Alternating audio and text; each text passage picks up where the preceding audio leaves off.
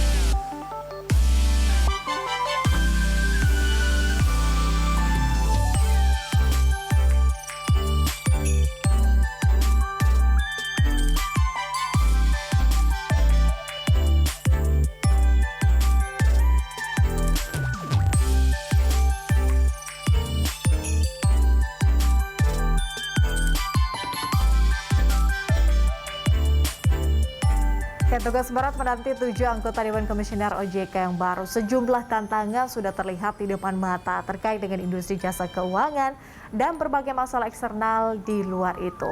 Dan yang tak kalah penting yakni masih maraknya investasi bodong. Komisi 11 DPR memilih Mahendra Siregar sebagai Ketua Dewan Komisioner Otoritas Jasa Keuangan periode 2022-2027. Mahendra akan menggantikan Wimbo Santoso yang masa jabatannya akan berakhir tahun ini. Kalangan bankir hingga ekonom menaruh harapan tinggi kepada mereka yang terpilih. Dari kalangan bankir, Presiden Direktur PT Bank Sentral Asia Tbk, Cahya Setiamaja menaruh harapan kepada anggota Komisioner OJK terpilih supaya dapat membawa industri keuangan melewati masa-masa sulit dan menuju proses pemulihan. Sementara itu, Direktur Center of Economic and Law Studies atau Silios Bima Yudhistira menilai terdapat 5 pekerjaan rumah yang menjadi tantangan bagi Mahendra Siregar selaku pimpinan DK OJK yang baru. Baginya, yakni kondisi makroekonomi dan disrupsi teknologi bakal berdampak besar terhadap perubahan industri jasa keuangan. Pertama, yakni fokus pada tugas untuk mempercepat pemulihan ekonomi melalui berbagai bauran kebijakan, khususnya mempercepat penurunan suku bunga pinjaman. Kedua, melaksanakan sinergi antar lembaga agar tercipta harmonisasi kebijakan yang efektif. Ketiga, meningkatkan pengawasan terhadap industri teknologi finansial atau financial technology. OJK dinilai perlu memperluas ekspansi pertumbuhan lembaga pembiayaan produktif ke luar Jawa. Keempat, OJK perlu menghapus silo-silo dalam pengawasan sektor keuangan sehingga keputusan dapat diambil lebih cepat.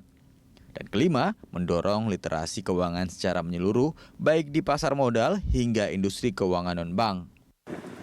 OJK ke depan juga diminta untuk lebih dapat terus menjaga stabilitas sektor jasa keuangan dan investasi ilegal yang sudah banyak memakan korban. OJK diharapkan bisa lebih menunjukkan taringnya dalam memerangi praktek-praktek investasi bodong. Oke,